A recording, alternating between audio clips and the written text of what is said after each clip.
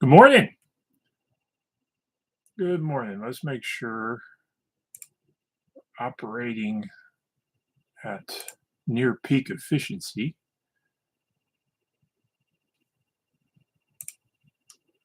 View my channel. View my pretty face. There we go. All right. Morning. Welcome to Coffee and Resales. My name is Ryan. I get stuff from yard sales, garage sales, thrift stores, various other places. Try to make a few bucks online. So today is I'll click on that, make sure. Okay. Today, Monday, really good sales weekend. 11 sales on eBay, which is really good for me. If you're I'm a part-time reseller. 2 to 3 sales a day is my average, closer to 2. Not a ton listed. Don't make a ton of money, but it's fun, and I do this and occasionally talk about it. So we are looking at, and like every category, it's all over the map. It's old stuff. It's new stuff. Mostly recent stuff, but there's a handful of things. There's a handful of things here that have been listed for a while, and I'm glad they're gone because they probably should have been pulled a long time ago. But we won't talk about that anyway. But that's where we're at. So we're going to jump into it, and we'll see where we go from there. And all these are like decent, profitable. Nothing like all these are going to be halfway decent sales to me, at least. On getting stuff out the door. So first up, where'd you go? Is this Hulk Boiling Point trade paperback from 2002, $10, which was nice. I got a big batch of comics a while ago. Most of them went to the flea market. A bunch of them went to my kids. A handful of them, we'll throw I figured, hey, some of these are going to sell. This is actually the second one I had that sold. So $10 on that. Out the door. Next up, low to high is what we're aiming for here. And 2, kind of a bolo, but you kind of got to know, 2 women's t-shirts with Volkswagen buses on them. So actually, like this week, I was going to throw a third one on the slide, but this one, and here's like a crop top shirt with another one. I have never failed to sell a T-shirt with a Volkswagen microbus on it. So it's a little bit of be on the lookout for if you can get the shirt for under $1. Let's put it, which I think I did with these. For $1 or less, these 2 went for $10. So I came out okay. So I probably made $1 or 2 on this sale. But for what it's worth, a shirt with a Volkswagen bus is a seller. Go figure. They don't sell for much unless maybe the brand is really good and you can kind of get a double up on it. But and I've actually got one more. I think it's going to eventually sell. I have one with a Land Rover shirt, a women's T-shirt with a Land Rover Defender on it, and I think that one's eventually going to sell as well over the next couple months. So we'll see how that goes. But that was sort of an automatic. That's worth trying. So anyway, sip to that. All right, next up. Vintage Lot 7 children's books. These sat way too long. I had this sale up probably longer than I should have. I don't know that this is something worth doing a lot of anymore, but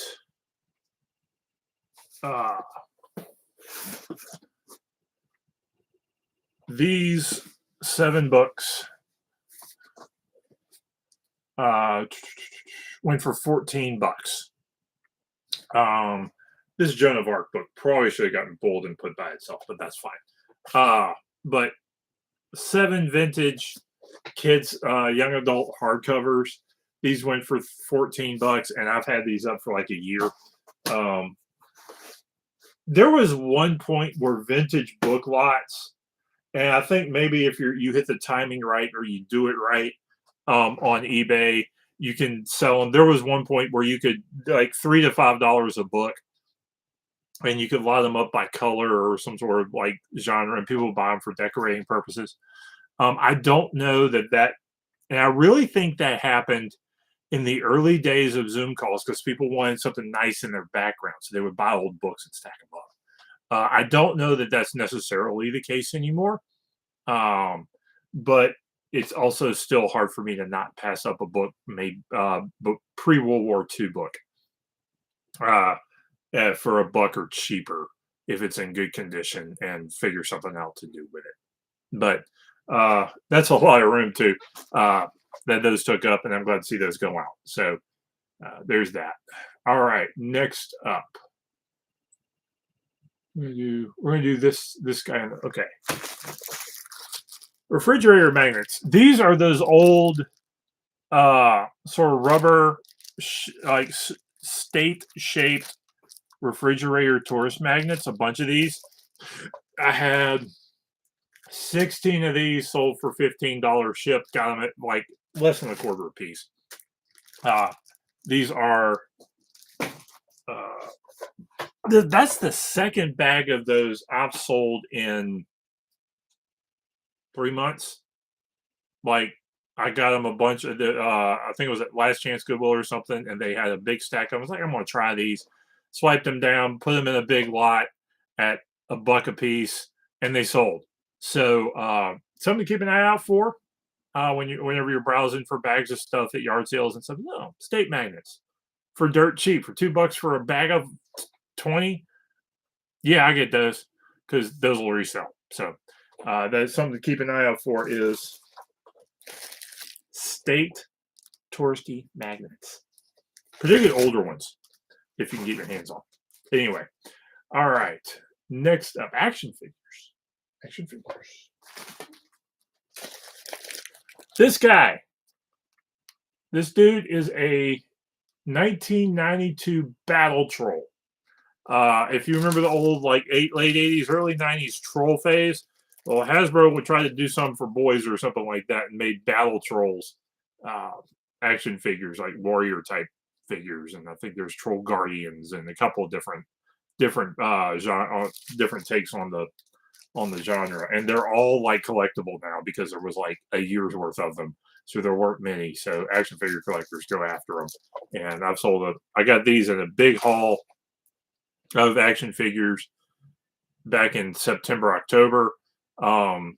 Really running through them, and selling a bunch of good stuff out of that lot. Made good money.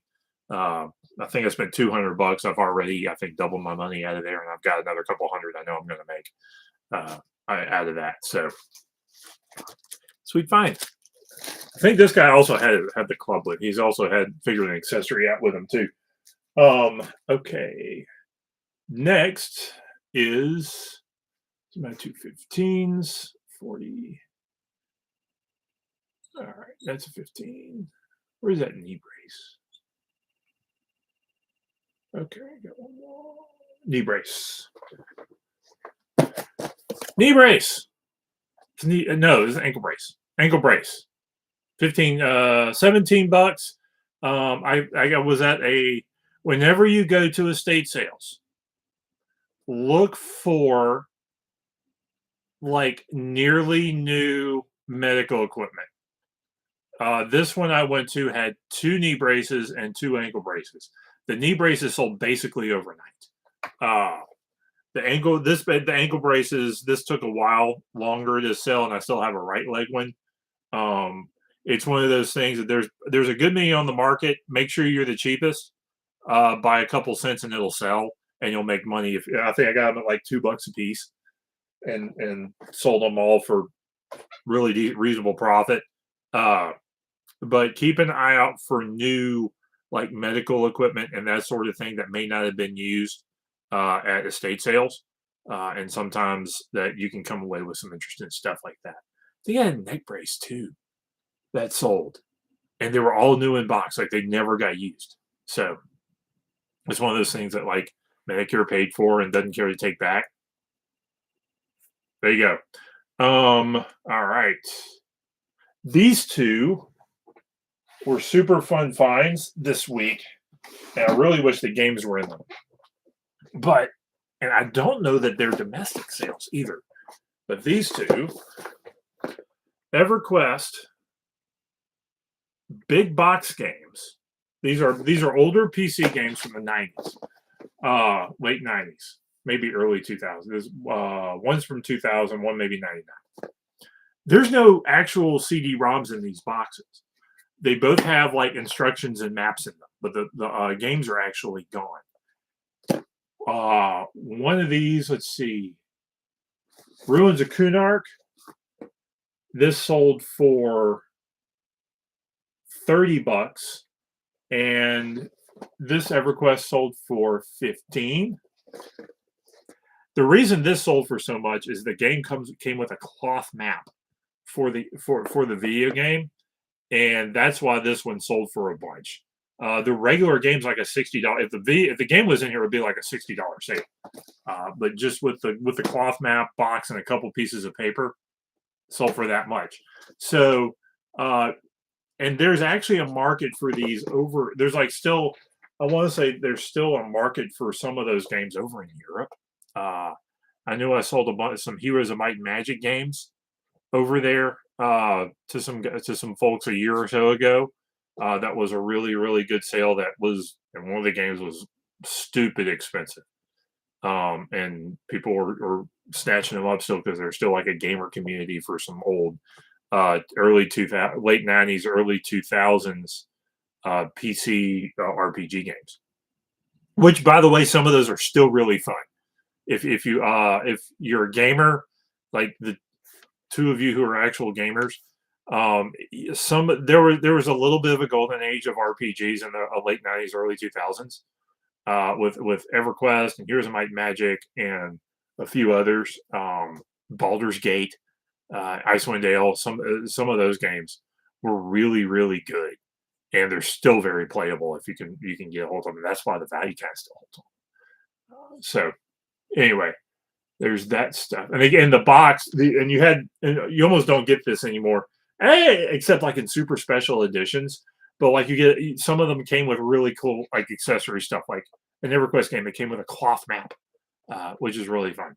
All right. So okay, next up, we're on to my three expensive things, three more expensive things. All right, jeans. Sold a pair of jeans. Got them from a friend. Old Navy, 33-34 loose fit jeans, $21. Men's jeans, I think, will almost be an eternal seller to one degree or another, particularly ones that may or may not be made anymore. But those are like, there's nothing wrong with those jeans, and so those sold pretty quickly. This is one I'm a little surprised took this long to sell, and I've been drawing it down by like $5 a time. This is a vintage Childcraft equipment company wooden Jeep. And I'm a little surprised it didn't sell before this from to like some sort of like Jeep collector or something like that. This is really neat. Really neat toy. I picked it up at a estate sale with a bulldozer from the same one. The bulldozer sold a couple weeks ago, and this one finally sold. So this was real neat. This went for $40, but it did take a long time to finally get to sell. So I think I started them at about 70 because I really wasn't sure what they were. There wasn't a good idea of value on them. So now there is. So because I don't want to sell this over the next 90 days. If somebody finds it, they'll really know what they're worth. Maybe. Finally, my big sale. And this one was a little bit of a surprise, but I'm glad. This is one of those like experience taught me to look this up to see, and that is Backgammon by Paul Magriel, hardcover dust jacket from 1977. This book, look how thick that book is on backgammon strategies and history and all that sort of stuff. That's what this book. This went for $65 for a book on backgammon. Okay. Um, Books on game. I look up every chess book I find, and so that's kind of where it's like backgammon. I want, and I looked at how big this book was. Like, one, I knew backgammon was a really old game with really involved strategy. I've never actually played it, but I knew that there was a lot. It's very, very popular. Some version. This is a very, very old game. Particularly, like, I think it's really, really popular with like Eastern peoples, India, China.